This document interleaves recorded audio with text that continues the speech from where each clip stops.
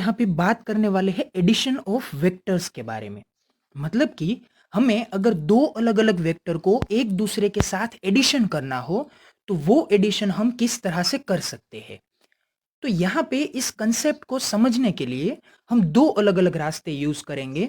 एक रास्ता जो कि हम मैथमेटिकल स्टेप्स के अकॉर्डेंस में जाएँगे, जहाँ पे हम इन 2 वेक्टर्स का एडिशन किस तरह से कर सकते हैं, उसे हम सिर्फ़ और सिर्फ़ न्यूमेरिकल स्टेप्स में देखेंगे। लेकिन जो एक दूसरा रास्ता है, वो यहाँ पे है उसका हेड और टेल का एडिशन, मतलब कि जो कि हम इसे फेज़र डायग्राम बोलते हैं। तो उस फेज़र डायग्राम के अकॉर्डेंस में या फिर उसकी थियरी के रिप्रेजेंटेशन में हम यहाँ पे ये देखेंगे कि दो वेक्टर्स का अगर हम एडिशन लेते हैं तो वो एडिशन किस तरह से लिया जा सकता है।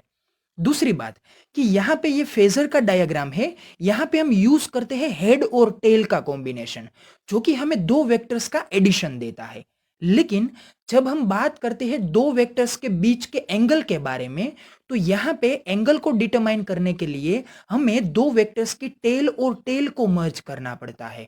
मतलब ये हुआ कि जब आप दो वेक्टर्स का एडिशन फाइंड आउट करते हैं, तो आपको उन दोनों वेक्टर में से एक का हेड और दूसरे की टेल को एक दूसरे के साथ क्या करना होता है, सुपर इम्पोज करना होता है। जबकि आप दो वेक्टर्स के बीच का एंगल डिटरमाइन करने की कोशिश करते हैं, तो वहां पे आपको उन दोनों वेक्टर्स की टेल को एक दूसरे के साथ क्या करना पड़ता है, कनेक्ट करना पड़ता है, जिसकी वजह से आपको क्या मिलता है, उन दोनों वेक्टर्स के बीच का एंगल मिलता है। तो यहां पे हमें बात करनी है एडिशन ऑफ वेक्टर्स के बारे में। तो पहले तो हमें इन सभी वेक्टर्स का क्लासिफिकेशन देखना होगा, क्योंकि जैसे हम अलग-अलग वेक्टर्स के बारे में बात करते हैं, तो हमारे सामने कई सारे वेक्टर्स बन के आते हैं। तो जैसे कि हम डेफिनेशन में जानते हैं, तो डेफिनेशन में हम जानते हैं कि किसी भी वेक्टर के पास उसकी टेल होती है, जो कि उसका स्टार्टिंग पॉइंट होता है, और उसके पास उसका एक हेड होता है, जो कि उसका एक इमेजिनरी एंडिंग पॉइंट होता है, क्योंकि असल में वेक्टर को कभी एंडिंग पॉइंट नहीं होता है। और ये जो उसका एरो है, वो एरो उसकी डायरेक्शन को क्या करता है, रिप्रेजेंट करता है। और इस एरो की लेंथ को हम बोलते हैं उसका मैग्नीट्यूड। तो जैसे कि मैंने आपको यहाँ पे दे रखा है, starting point is also known as tail of vector, ending point is also known as head of vector. Hence the pointed arrow of vector represents the direction and also the length of the vector represents magnitude. The vector is made by connecting the starting and ending point directly, so that head and tail are the important term of any vector. मतलब कि अगर हम किसी भी vector का addition लेना चाहते हैं या फिर किसी भी वेक्टर को हम जियोमेट्री में ड्रॉ करना चाहते हैं, तो ये जो सभी टर्म्स है, वो सभी टर्म्स उस वेक्टर के हेड और टेल के अकॉर्डेंस में ही ज़्यादा से ज़्यादा यूज़ की जाती है। क्योंकि अगर हम वेक्टर का हेड और टेल जानते हैं, तो उसे यूज़ करके ही हम इन वेक्टर्स को रिप्रेजेंट कर सकते हैं। फिर बात आती है इसके क्लासिफिकेशन के बारे में। तो ये जो इसका क्लासिफिकेशन है, ये क्लासिफिकेशन 3 अलग-अलग पोर्शंस में किया जाता है, जहाँ पे हम बोलते हैं 1 डायमेंशन, 2 डायमेंशन, 3 डायमेंशन। और जैसे ही हम 1 डायमेंशन बोलते हैं, तो यहाँ पे आप देख सकते हैं कि यहाँ पे सिर्फ़ और सिर्फ़ एक एक्सिस का ही यूज़ होता है। मतलब कि जैसे कि यहाँ पे आपको दिया गया है ए एक्स आई कैरेट या फिर ए वाई जे कैरेट या फिर ए जेड के कैरेट। मतलब कि यहाँ पे यूज़ होने वाले आई कैरेट, जे कैरेट और के कैरेट सभी इंडिविजुअल एक्सिस को क्या करते हैं, रिप्रेजेंट करते हैं। जैसे आप 2 डायमेंशन के बारे में बात करते हैं, तो यहाँ पे 2 एक्सिस का कॉम्बिनेशन आता है, जो कि combination X Y, Y Z या फिर जेड एक्स हो सकता है।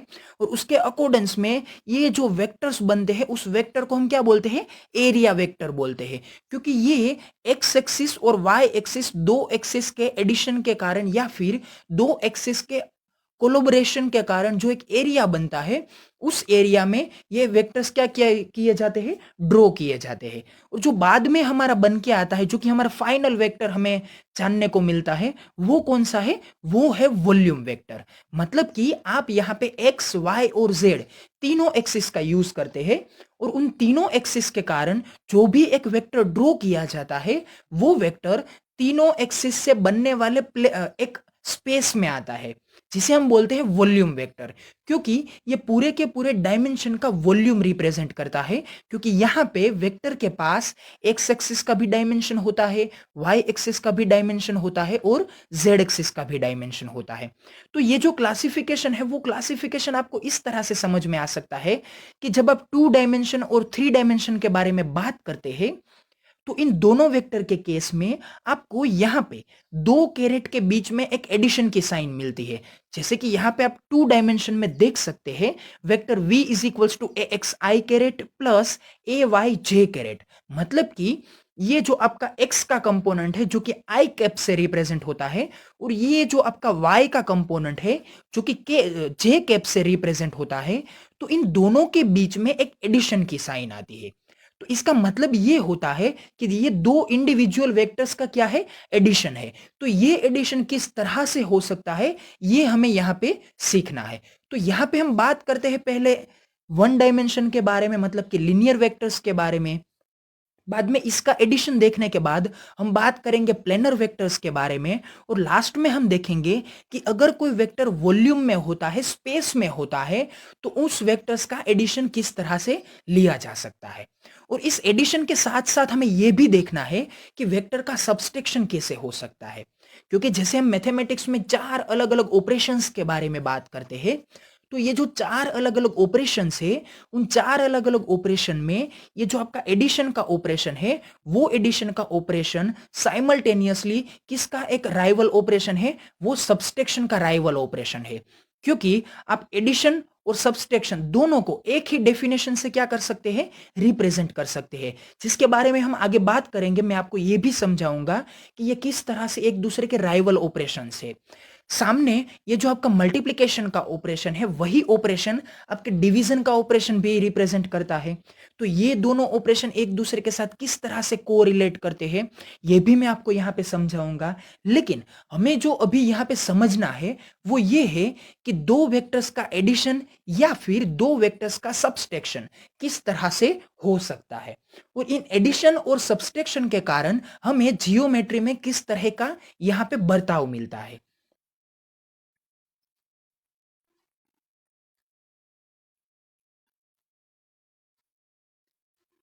जैसे कि आप जानते हैं कि वन डायमेंशन वेक्टर को हम किस तरह से हॉरिजॉन्टल, वर्टिकल और इनसाइड आउट जेड एक्सिस में रिप्रेजेंट कर सकते हैं, और उसके साथ साथ हम ये भी जानते हैं कि वन डायमेंशनल जियोमेट्री किसे बोलते हैं, किसे आप इसे लाइन जियोमेट्री बोल सकते हैं।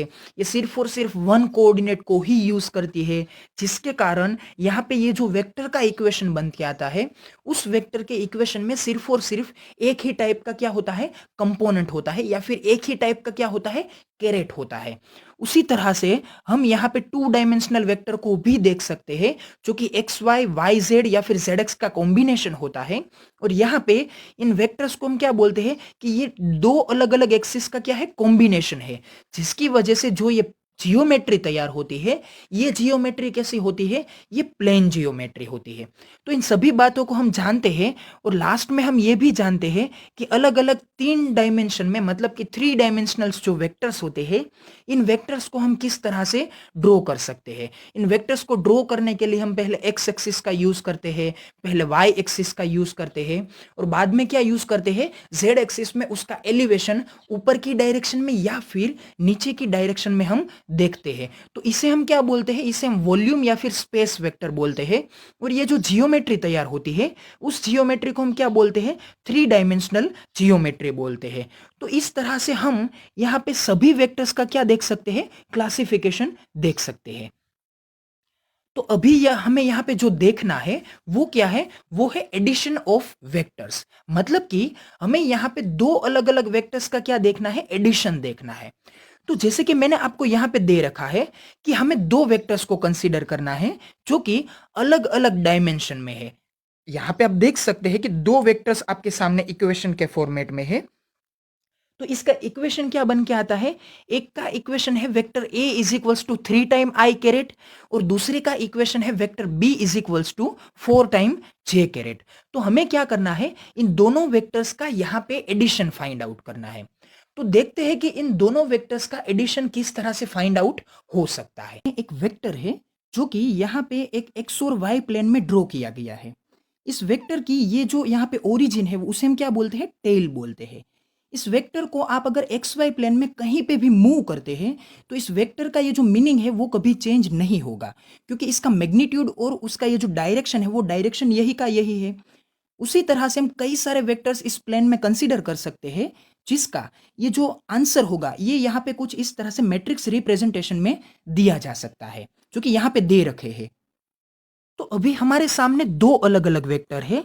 एक वेक्टर है vector A is equals to 3 time I caret, और दूसरा जो वेक्टर है वो कौन सा है, vector B is equals to 4 time J caret.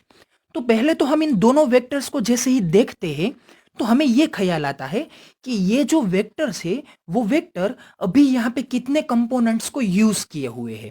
मतलब कि ये वेक्टर अभी यहाँ पे सिर्फ और सिर्फ आई कंपोनेंट्स को यूज किया हुआ है। तो ये वेक्टर कौन सी एक्सिस में आता होगा, ये वेक्टर आएगा एक्स एक्सिस में। और एक्स एक्सिस में आने के कारण ये जो उसका इक्वेशन बनता है वो इक्वेशन क्या है, vector A is equals to A X I caret. और ये जो आपका दूसरा वेक्टर है, ये दूसरा वेक्टर कौन से कंपोनेंट को यूज किया हुआ है, ये यहां पे जे कैरेट को यूज किया हुआ है, जिसके कारण ये जो वेक्टर बनता है वो वेक्टर कौन सी डायरेक्शन में आता है या फिर कौन सी एक्सिस में आता है, वो यहां पे आता है वाई एक्सिस में। जिसके कारण ये जो इसका इक्वेशन बन के आता है वो इक्वेशन क्या है, vector B is equals to B Y J caret. तो यहां पे हमने इन दोनों वेक्टर्स को उसके इक्वेशन के अकॉर्डेंस में ये चेक किया कि कौन सा वेक्टर कौन सी डायरेक्शन में आता है। तो अभी हमें यहां पे क्या करना है कि इन दोनों वेक्टर को, मैंने जो यहां पे आपको ये प्लेन दे रखा है, इस प्लेन में क्या करना है, ड्रॉ करना है। तो पहले हम किसे ड्रॉ करने की कोशिश करते हैं, तो पहले हम इस vector A is equals to 3 time I caret, इस वेक्टर को ड्रॉ करने की कोशिश करते हैं। तो पहले इस वेक्टर को हमें क्या करना पड़ेगा, एनालिसिस करना पड़ेगा। तो यहां पे आप लिखिए कि ये है vector A is equals to क्या है, 3 टाइम आई कैरेट।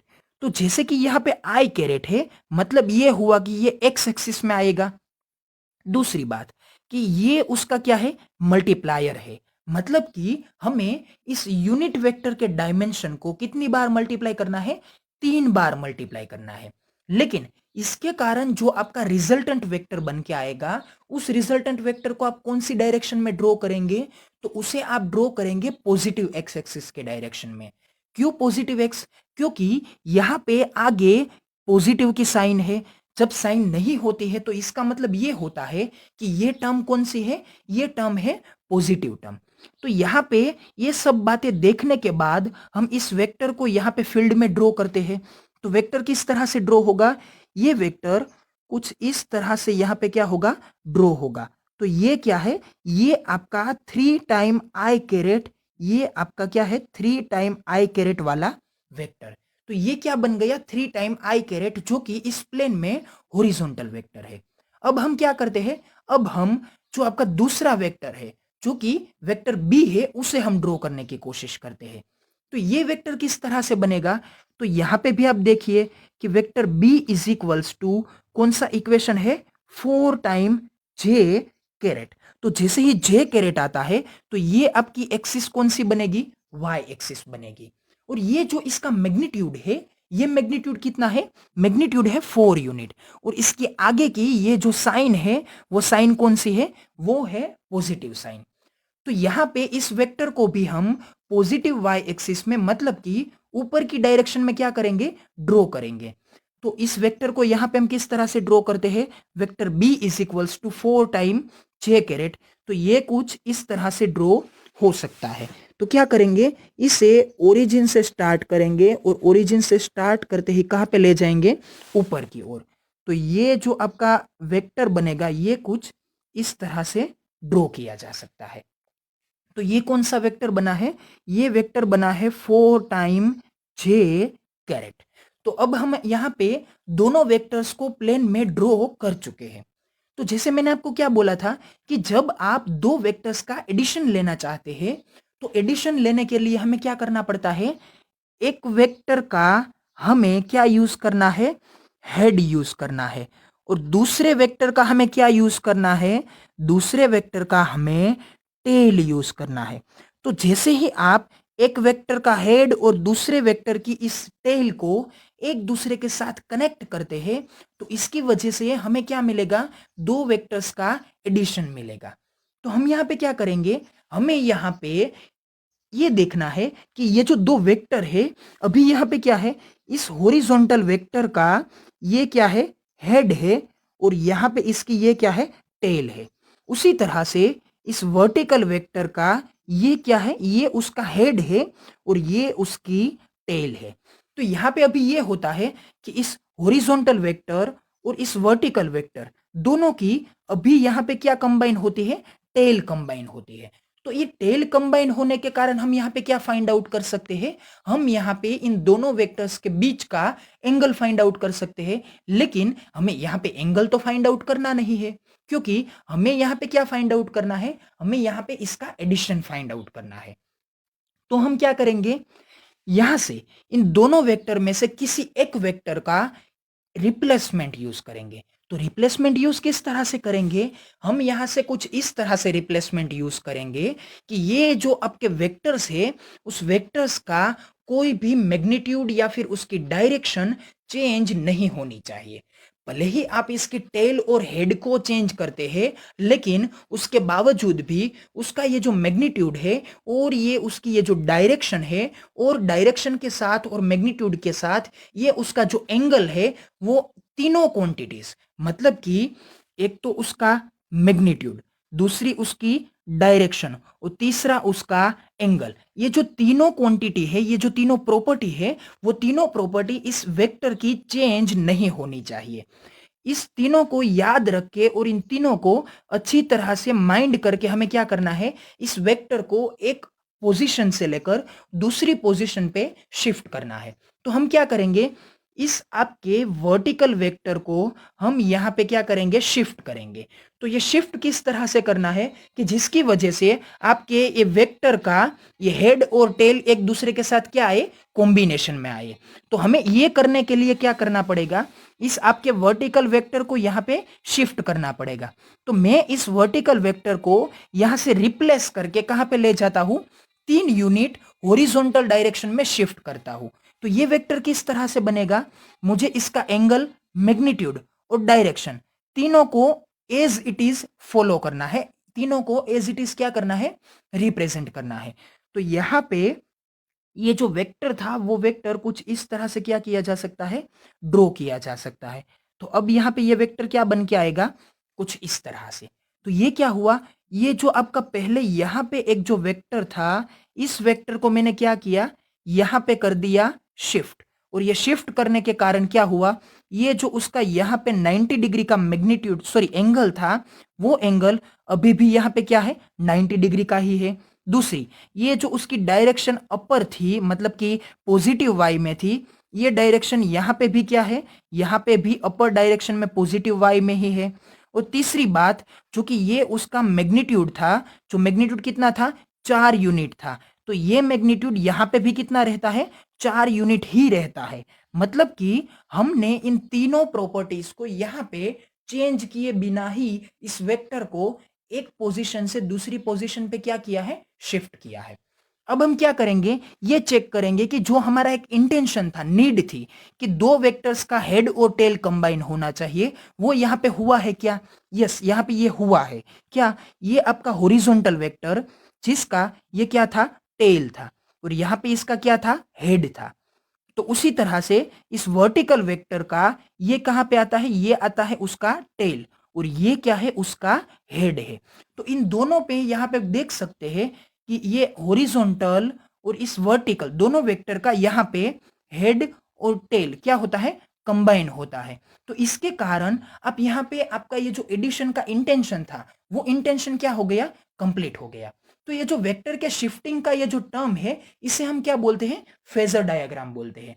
क्योंकि एक इलेक्ट्रिशियन था जिसने ये वेक्टर्स के एडिशन के बारे में हमें ये थ्योरी दी थी कि आप दो वेक्टर्स के हेड और टेल को एक दूसरे के साथ क्या कर सकते हैं, कंबाइन कर सकते हैं, और जिसकी वजह से आपको दो वेक्टर्स का एडिशन मिल सकता है। और इस एडिशन को ये फाइंड आउट करने की ये जो जियोमेट्रिकल प्रोसीजर है, इसे हम क्या बोलते हैं, फेजर डायग्राम बोलते हैं। तो यहां पे अब मैं क्या करूंगा, ये जो आपका ओरिजिन है जो कि पहले वेक्टर का टेल है और ये आपका अपर का हेड है, मतलब कि आपके वर्टिकल वेक्टर का जो हेड है, इन दोनों को मैं डायरेक्टली कुछ इस तरह से क्या कर दूंगा, कनेक्ट कर दूंगा। और ये कनेक्ट करने की वजह से मुझे ये जो आपका वेक्टर मिलेगा उसे मैं क्या बोलूंगा, रिजल्टेंट वेक्टर, जो कि इन दोनों वेक्टर का क्या रिप्रेजेंट करता है, एडिशन रिप्रेजेंट करता है। तो ये मेरा क्या है, रिजल्टेंट वेक्टर आर कंसीडर कीजिए, या फिर इसे आप बोल सकते हैं जैसे कि मैंने आपको यहाँ पे दे रखा है कि कंसीडर कीजिए कि ये आपका रिजल्टेंट वेक्टर वेक्टर वी है। तो ये रिजल्टेंट वेक्टर किस तरह से बनता है, तो ये बनता है आपके हॉरिजॉन्टल और वर्टिकल वेक्टर दोनों के एडिशन के कारण। तो ये आपका वेक्टर हॉरिजॉन्टल, इसका इक्वेशन क्या था, इक्वेशन था 3 टाइम आई कैप, और ये आपका वर्टिकल वेक्टर जिसका इक्वेशन क्या था, 4 टाइम जे कैप। तो इन दोनों का ये जो एडिशन बन के आता है, ये एडिशन क्या बन के आया, ये एडिशन बन के आया ये उसका रिजल्टेंट वेक्टर, जो कि यहां पे किस तरह से रिप्रेजेंट किया हुआ है, डायगोनली रिप्रेजेंट हुआ है। तो ये जो वेक्टर का एडिशन था, वो वेक्टर का एडिशन किस तरह से आया, यहां पे आप कुछ इस तरह से मैथमेटिकल फॉर्म में इसे देख सकते हैं कि ये जो आपका मैथमेटिकल फॉर्म है, यहां पे क्या था, vector v is equals to vector a plus vector b। तो यहां पे हम जानते हैं कि वेक्टर a के इक्वल्स में क्या है, तो इसके इक्वल में आता है 3 टाइम आई कैरेट, और वेक्टर बी के इक्वल्स में क्या है, तो यहां पे बन के आता है 4 टाइम जे कैरेट। तो इन दोनों की वैल्यू को हमने यहां पे रिप्लेस किया और इक्वेशन बन के आया 3 टाइम आई कैरेट प्लस 4 टाइम जे कैरेट। तो यहां पे अगर आप इसे मैथमेटिकली देखते हैं तो मैथमेटिकली आपको क्या आंसर मिलता है, 3 टाइम आई कैरेट प्लस 4 टाइम जे कैरेट, जो कि आपके इसी वेक्टर को क्या करता है, रिप्रेजेंट करता है। तो ये क्या था, आपका रिजल्टेंट वेक्टर। तो जैसे ही हमने इसे मैथमेटिकली चेक किया तो मैथमेटिकली हमें आंसर मिला 3 टाइम आई कैरेट प्लस 4 टाइम जे कैरेट। और उसी तरह से जैसे हमने यहाँ पे इसे जियोमेट्रिकली चेक किया तो जियोमेट्रिकली हमें जो ये वेक्टर मिला, फाइनल वेक्टर, वो भी क्या मिला, वो भी यहाँ पे आपको इस हॉरिजॉन्टल डायरेक्शन में 3 यूनिट और वर्टिकल डायरेक्शन में कितना यूनिट, 4 यूनिट ट्रैवल किया हुआ मिला, जो कि उसका एडिशन बन के आता है 3 टाइम आई कैरेट प्लस 4 टाइम जे कैरेट। लेकिन अभी हमने यहां पे क्या किया था, हमने यहां पे इस वर्टिकल वेक्टर को क्या किया था, शिफ्ट किया था। मतलब कि ये आपका वर्टिकल वेक्टर था जिसे कि आपने यहां से शिफ्ट करके क्या ड्रॉ किया, यहां पे ड्रॉ किया। लेकिन मैं आपको एक दूसरा केस बताना चाहता हूं कि अगर मैं इस वर्टिकल वेक्टर को एज इट इज रखता हूं और इस हॉरिजॉन्टल वेक्टर को यहां से शिफ्ट करके क्या करता हूं, ऊपर की डायरेक्शन में ले जाता हूं, मतलब कि इसका मैग्नीट्यूड, इसका एंगल और इसकी डायरेक्शन तीनों को माइंड करके और एज इट इज इसे रख के मैं क्या करता हूं, इसे ऊपर को यहां पे शिफ्ट करता हूं। तो ये भी इसका हेड और टेल का कॉम्बिनेशन आएगा। तो अगर मैं इस वेक्टर को शिफ्ट करके ऊपर की डायरेक्शन में ड्रॉ करता हूं तो क्या होगा, ये यहाँ पे आपका वर्टिकल वेक्टर और हॉरिजॉन्टल वेक्टर यहाँ पे आप क्या कर दिया, इरेज कर दिया। अब मैं क्या करता हूं कि आपका ये आपका वर्टिकल वेक्टर तो था ही, मतलब कि ये आपका कौन सा वेक्टर था, ये पहला आपका था 4 टाइम जे कैरेट वाला वेक्टर। तो इसे मैं क्या करता हूं, एज इट इज रहने देता हूं और बाद में कौन से वेक्टर को ड्रॉ करता हूं, आपके इस हॉरिजॉन्टल वेक्टर को, जो कि क्या इक्वेशन में आता था 3 टाइम आई कैरेट। तो इसको मैं अब क्या करता हूं, इसे मैं ऊपर की डायरेक्शन में शिफ्ट करता हूं। तो क्या होगा, ये आपका जो हॉरिजॉन्टल वेक्टर है वो हॉरिजॉन्टल वेक्टर यहां से क्या हो गया, इरेज हो गया, और ये क्या होगा, ऊपर की डायरेक्शन में यहाँ पे ड्रॉ होगा, जिसके कारण ये जो आपको मिलेगा यहाँ पे वो क्या आएगा, वो आपका वेक्टर बनेगा, इसे हम बोलेंगे 3 टाइम आई कैरेट। तो यहाँ पे आप देख सकते हैं कि इस 3 टाइम आई कैरेट का ये जो वेक्टर है उसका एक्स एक्सिस के अलोंग में जो ये एंगल बनता है वो एंगल कितना है, 0 डिग्री है। इसका मैग्नीट्यूड कितना है, यहाँ पे आप देख सकते हैं कि ये 3 यूनिट है, और साथ में ये उसकी जो डायरेक्शन है वो डायरेक्शन कौन सी डायरेक्शन में है, पॉजिटिव एक्स की डायरेक्शन में है। तो यहां पे भी क्या हुआ है, इस वर्टिकल एक्सिस का ये टेल है और ये उसका क्या है, हेड है। यहाँ पे इस हॉरिजॉन्टल एक्सिस का, सॉरी वेक्टर का ये क्या है, हेड है, और उसी हॉरिजॉन्टल एक्सिस का ये क्या है, टेल है। तो यहाँ पे इस वर्टिकल और इस हॉरिजॉन्टल दोनों वेक्टर का हेड और टेल क्या होता है, कंबाइन होता है। मतलब कि आप यहाँ पे ये देख सकते हैं कि इन दोनों का हेड और टेल एक दूसरे के ऊपर सुपर इम्पोज होने के कारण आप यहाँ पे उसका एडिशन फाइंड आउट कर सकते हैं, जो कि आपकी एडिशन की क्या है, एक बेसिक कंडीशन है। फिर हम यहाँ पे क्या करेंगे, यहाँ से ओरिजिन से लेकर इस फाइनल हेड तक आप क्या करेंगे, एक डायरेक्टली एक वेक्टर ड्रॉ करेंगे, जो कि आपका क्या रिप्रेजेंट होगा, ये आपका रिजल्टेंट वेक्टर बन के आएगा। तो ये जो रिजल्टेंट वेक्टर बन के आता है, ये रिजल्टेंट वेक्टर भी किसे रिप्रेजेंट करता है, ये आपको इस आपके 3 टाइम आई कैरेट और 4 टाइम जे कैरेट दोनों के एडिशन को क्या करता है, रिप्रेजेंट करता है, जो कि बन के आता है 3 टाइम आई कैरेट प्लस 4 टाइम जे कैरेट। तो जो आपको पहले केस में मिला था वही आंसर यहां पे आपको क्या मिलता है, दूसरे केस में मिलता है। तो कहने का मतलब ये होता है कि अगर आप यहां पे पहले आपने क्या किया था, जो आपका हॉरिजॉन्टल वेक्टर था उसे एज इट इज रखा था, और उसमें क्या किया था, वर्टिकल वेक्टर को ऐड किया था, मतलब कि वर्टिकल को आपने क्या किया था, शिफ्ट किया था, और उसकी वजह से आपको क्या मिला, एक रिजल्टेंट वेक्टर मिला। दूसरे केस में आपने क्या किया कि आपने वर्टिकल वेक्टर को एज इट इज रखा, और ये जो आपका हॉरिजॉन्टल वेक्टर था उस हॉरिजॉन्टल वेक्टर को क्या किया, आपने शिफ्ट किया, तो उसके कारण आपको क्या मिला, एक रिजल्टेंट वेक्टर मिला। मतलब कहने का ये है कि आप अगर a प्लस बी करते हैं या फिर b प्लस ए करते हैं, तो उसका ये जो टर्म है वो टर्म कभी भी चेंज नहीं होता है। मतलब कि ये कम्यूटेटिव लॉ को क्या करता है, फॉलो करता है। जैसे कि हम ऑर्डिनरी आपके दो नंबर्स को ऐड करते हैं, यहां पे कंसीडर कीजिए कि 2 प्लस 3 करते हैं, तो आपको आंसर कितना मिलता है, 5 मिलता है। लेकिन इसी कंडीशन को अगर आप 3 प्लस 2 के फॉर्मेट में यूज करते हैं तो भी आपको क्या आंसर मिलता है, 5 ही मिलता है। तो ये क्या किया जा सकता है, इसे आप बोल सकते हैं कि ये आपके कम्यूटेटिव लॉ को क्या करता है, फॉलो करता है। मतलब कि अगर आप पहले के अंदर दूसरे को ऐड करते हैं या फिर दूसरे के अंदर पहले को ऐड करते हैं, तो उसमें आपका जो आंसर मिलता है वो आंसर में कोई भी चेंज नहीं आता है, जिसे हम बोल सकते हैं कि ये आपका टर्म कम्यूटेटिव लॉ को फॉलो करता है। तो यही मैंने आपको यहां पे रिप्रेजेंट करने की कोशिश की है कि अगर आप कोई भी वेक्टर को शिफ्ट करके अगर आप उसका रिजल्टेंट वेक्टर फाइंड आउट करते हैं, तो ये जो रिजल्टेंट वेक्टर मिलता है वो वेक्टर दोनों केस में कैसा मिलता है, एक ही मिलता है। जैसे कि हमने यहां पे देखा कि एक केस में हमने हॉरिजॉन्टल वेक्टर को एज इट इज रखा, जबकि वर्टिकल वेक्टर को शिफ्ट किया, और उसके कारण जो मिला उसे हमने क्या बोला, रिजल्टेंट वेक्टर। दूसरे केस में हमने वर्टिकल को एज इट इज रखा और हॉरिजॉन्टल को हमने यहां पे क्या किया, शिफ्ट किया, जिसके कारण हमें जो ये आपको रिजल्टेंट वेक्टर मिला वो वेक्टर भी आपके पहले वेक्टर के कंबाइन में या फिर उसके कंपैरिजन में कौन सा आया, सेम ही आया। तो आई होप कि आपको यहाँ पे 2 डायमेंशन में ये जो आपका एक वेक्टर रिजल्टेंट बन के आता था वो रिजल्टेंट वेक्टर किस तरह से ऐड हो सकता है वो आपको समझ में आ गया होगा। तो हमने यहाँ पे जो एडिशन लिया था दो अलग अलग वेक्टर का, जो कि यहाँ पे कौन सा था, vector a is equals to 3 time I caret और vector b is equals to 4 time J caret. तो ये जो दोनों वेक्टर थे वो वेक्टर कैसे थे, वो दोनों वेक्टर एक दूसरे को अकॉर्डेंस में परपेंडिकुलर थे, क्योंकि हम जानते हैं कि दो एक्सिस हमेशा एक दूसरे के साइमल्टेनियस में या फिर एक दूसरे के कंपैरिजन में क्या होती है, 90 डिग्री में होती है, परपेंडिकुलर होती है। तो जिसका हमने एडिशन लिया वो दोनों वेक्टर कैसे थे, वो दोनों वेक्टर वन डायमेंशनल थे, जिसकी वजह से हमने यहां पे क्या पहले ही बोल दिया था कि आपको वेक्टर की वन डायमेंशनल जियोमेट्री को क्या करना है, कंसीडर करना है।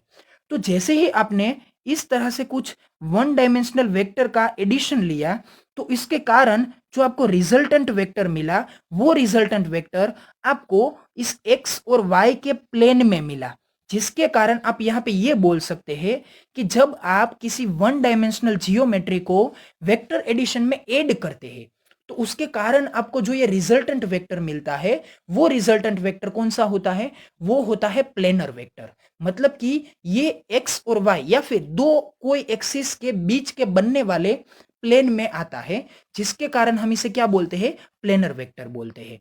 मतलब कि ये मिनिमम डायरेक्शन कोई भी वेक्टर का क्या हो सकता है, वन डायमेंशन, और उस वन डायमेंशन वाले दो अलग अलग वेक्टर को, मतलब कि इन दोनों की एक्सिस अलग अलग होनी चाहिए, जिसे आप ऐड करते हैं तो आपको रिजल्टेंट वेक्टर कौन से प्लेन में मिलता है या फिर किस जियोमेट्री में मिलता है, तो वो जियोमेट्री होती है प्लेनर जियोमेट्री या फिर 2 डायमेंशनल जियोमेट्री। दो अलग-अलग वेक्टर के एडिशन को समझने के लिए कंसीडर कीजिए वेक्टर v और w को। अगर आप इसका एडिशन लेना चाहते हैं तो आपको किसी एक वेक्टर को शिफ्ट करके हेड और टेल का कॉम्बिनेशन लेना होगा, जैसे कि यहाँ पे w के केस में। तो इन दोनों को एक्सटर्नली हेड और टेल को कनेक्ट करने की वजह से जो वेक्टर मिलेगा उसे हम बोलेंगे vector v plus vector w। तो इसे बोल सकते हैं हम एडिशन ऑफ टू वेक्टर्स। लेकिन यहाँ पे हमने w को शिफ्ट किया था, दूसरे केस में हम v को शिफ्ट करते हैं। मतलब कि ये यहाँ पे w को शिफ्ट करने की वजह से हमें v प्लस w मिला था। अगर हम इस तरह से लेते हैं तो ये क्या मिलेगा, ये भी v प्लस w मिलेगा। तो ये जो आपका एडिशन है वो एक डायरेक्शन थी, ये दूसरी डायरेक्शन है और ये तीसरी डायरेक्शन है जो कि यहाँ पे फाइनल डायरेक्शन बन के आती है। तो यहाँ पे हम पहले v तक जाते हैं, फिर w के अलोंग में आते हैं। तो फिर क्या होता है, इन दोनों का एडिशन जो कि हमें यहाँ पे v प्लस w के फॉर्म में मिलता है। जिस तरह से हम एक सिंगल एक्सिस को कंसीडर करते हैं और यहाँ पे एक वेक्टर के साथ दूसरे वेक्टर का एडिशन लेते हैं तो क्या होता है, कंसीडर कीजिए 2 + 5। तो कि ये वेक्टर है 2, दूसरा बनेगा 5। तो इन दोनों को हेड और टेल को ऐड करने के कारण जो फाइनल में वेक्टर बनता है वो क्या आता है, 7। तो यहाँ पे क्या था, v और w के कारण v प्लस w मिला। यहाँ पे कंसीडर कीजिए कि एक वेक्टर का ये यूनिट है 1 2, दूसरा मैट्रिक्स रिप्रेजेंटेशन जो कि बनता है 3 - 1। इन दोनों को ऐड करने के कारण कुछ इस तरह से मैट्रिक्स का एडिशन होता है, जो कि यहां पे हम इस तरह से मैथमेटिकली फाइंड आउट कर सकते हैं। तो यहां पे आप इसका मूवमेंट देखिए, क्योंकि यहां पे दो वेक्टर के हेड और टेल को कनेक्ट करने के कारण मिलता है। तो ये जो उसका फाइनल मैग्नीट्यूड बना वो क्या बनता है, वो यहाँ पे बन के आता है 1 और 3 का एडिशन और यहाँ पे ऊपर 2 का एडिशन, जो कि फाइनल में यहाँ पे बनता है 2 + -1। तो ये इसका पिंक कलर का रिजल्टेंट वेक्टर है, जो कि मैट्रिक्स के एडिशन में भी देख सकते हैं 4 1 बन के आता है। तो ये उसका एक ऑर्डिनरी इक्वेशन बनता है एक्स वाई और अलग अलग फॉर्मेट के